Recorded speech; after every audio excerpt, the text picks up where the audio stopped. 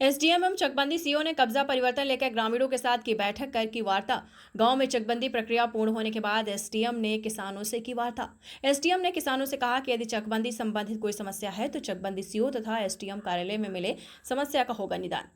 बुलंदशहर सोमवार को शिकारपुर तहसील क्षेत्र के गांव बरोला नगला में एसडीएम दीपक कुमार पाल और चकबंदी सीओ संतोष कुमार तिवारी ने ग्रामीणों के साथ बैठक की। एसडीएम और चकबंदी सीओ ने कब्जा परिवर्तन को लेकर ग्रामीणों के साथ वार्ता की। ग्रामीणों से वार्ता के दौरान एसडीएम और चकबंदी सीओ ने कहा कि ग्रामीणों की हर समस्या का समाधान होगा। यदि किसी किसान की चकबंदी आपको बता दें कि दौरान कोई समस्या हल नहीं हुई तो मेरे कार्यालय अथवा सीओ चकबंदी से मिलकर बता उसका समाधान करने का पूरा प्रयास किया जाएगा। बैठक के दौरान एसईओ चकबंदी देशराज सिंह, चकबंदी एसईओ सविता चौधरी, कानून गो सरदार कुलवंत सिंह, लेखपाल तोपेंद्र सिंह, ग्राम प्रधान रविकरण चौधरी सहित तमाम ग्रामीण मौजूद रहे।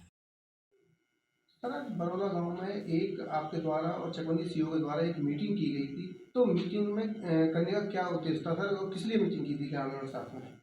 देखिए, बरौला गांव में कुछ ही दिन पहले जो है चकबंदी पूर्ण हुई है, जिसके बाद हम लोग सत्यापन करते हैं कि कब्ज़ा परिवर्तन हो गया है कि नहीं, जिनके चक कटे हैं उनका नए कब्ज़े पे आ गए कि नहीं है, और पुराना कब्ज़ा उन्होंने छोड़ दिया कि नहीं छोड़ दिया, इस चीज़ से सत्यापन के लिए है।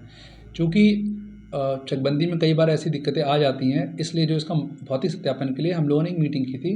वहीं पे बरौला गांव में जो प्राथमिक विद्यालय उसी में, वहाँ पे ग्राम प्रधान भी थे, सीओ चकबंदी थे, उनके सीओ चकबंदी के साथ उनके एसीओ चकबंदी और उनके लेखपाल और कानूनगो भी थे। और वहाँ पे बैठ के हम लोगों ने उनके चेक किया कि कितनों का सत्यापन हो चुका है, कितनों का नहीं हुआ है। उसके संबंध में बस ये पता चला है कि मोस्टली जो है हमारे कब्ज़ा परिवर्तन हो चुके हैं। 2-3 चीज़ें रह गई हैं जिनके हम लोग नोट कर रखा है। उनको हम लोगों ने कह रखा है कि 26 तारीख तक उसको कंप्लीट करा देंगे, उसके बाद कब्ज़ा परिवर्तन सत्यापन दे दिया जाएगा। तो सर, ग्रामीणों की किस तरह की शिकायतें आई? जैसे किसी लोगों ने आपके साथ अपनी शिकायत भी रखी होगी, तो उन शिकायतों का निस्तारण करने का क्या उनको आश्वासन दिया गया ग्रामीणों को? देखिए, शिकायतें वही वाली थी। जैसे एक आदमी है कि जिसने चकरोट पे कब्ज़ा कर रखा है, और चूँकि उसका खेत जो है चकरोट से कट के बना हुआ है, तो उसका कब्ज़ा था, तो उसका कब्ज़ा हटवाना एक तो इस तरह की समस्या थी। उसके अलावा एक समस्या और है जिसके संबंध में ये है कि उनका चक की मालियत, जैसे चकबंदी विभाग जो चक की मालियत डिसाइड करती है, तो उसके संबंध में केस चल रहा है, जो कि एसओसी के यहाँ डिसाइड हो गया था। तो इसका मतलब ये है कि उनका उस चक पे कब्ज़ा ज़रूर है, लेकिन उसके चक के संबंध में उनका जो रकबा कम हुआ है या बढ़ा है या मालियत कम हुई है, उसके संबंध में हाई कोर्ट में केस चल रहा है। तो सिर्फ यही चीज़ पेंडिंग है।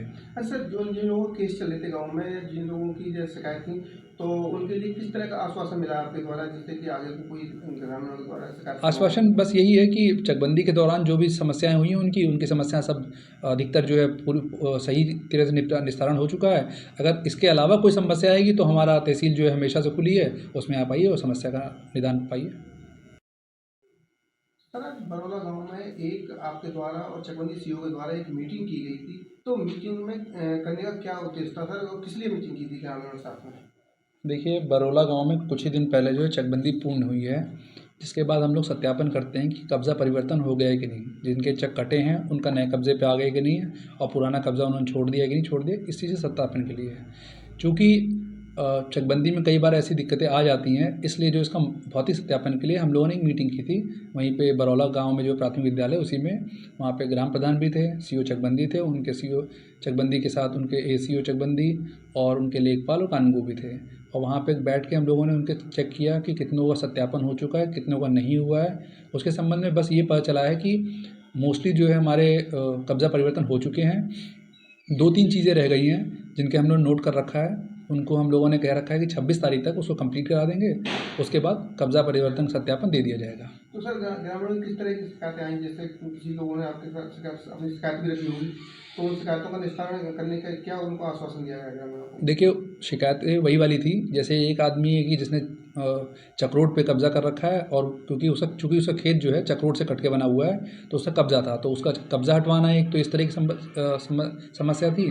उसके अलावा एक समस्या और है जिसके संबंध में ये है कि उनका चक की मालियत, जैसे चकबंदी विभाग जो चक की मालियत डिसाइड करती है, तो उसके संबंध में केस चल रहा है, जो कि एसओसी के यहाँ डिसाइड हो गया था। तो इसका मतलब ये है कि उनका उस चक पे कब्ज़ा ज़रूर है, लेकिन उसके चक के संबंध में उनका जो रकबा कम हुआ है या बढ़ा है या मालियत कम हुई है, उसके संबंध में हाई कोर्ट में केस चल रहा है। तो सिर्फ यही चीज़ पेंडिंग है। अच्छा सर, जिन लोगों के केस चल रहे थे गाँव में, जिन लोगों की जो शिकायत थी, तो उनके लिए किस तरह का आश्वासन मिला आपके द्वारा, जिससे कि आगे को कोई ग्रामीणों के द्वारा शिकायत? आश्वासन बस यही है कि चकबंदी के दौरान जो भी समस्याएं हुई हैं उनकी समस्याएं सब अधिकतर जो है पूरी सही तरह से निस्तारण हो चुका है।